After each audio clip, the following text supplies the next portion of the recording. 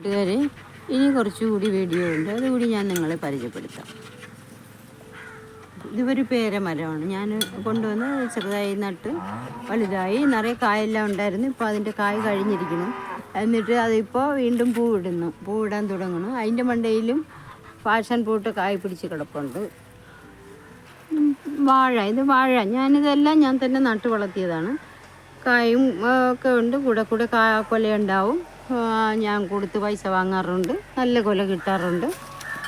പപ്പായ, rambutan, പിന്നെ ഒരു ചെറിയ പ്ലാവേ ഉള്ളൂ ഞങ്ങൾക്ക്. അതിൽ ചക്ക പിടിച്ചതെല്ലാം മൊത്തത്തിൽ പെട്ടെന്ന് അങ്ങ് കൊഴിഞ്ഞു പോണ ഒരു പ്ലാവാണ്. എങ്കിലും അതിലും 2 ചക്ക ഇപ്പോൾ ഉണ്ട്. കൃഷികളെല്ലാം ഞാൻ ചെയ്തിട്ടുണ്ട്. എനിക്ക് ആവശ്യമുള്ള സാധനങ്ങൾ പുറത്തുനിന്ന് വാങ്ങാതെ ഞാൻ ഇതിൽ നിന്നെല്ലാം ഉപയോഗിക്കാൻ എടുക്കാറുണ്ട്. ചീരത്തൈകൾ, ഇത് വെള്ളച്ചീരയാണ്.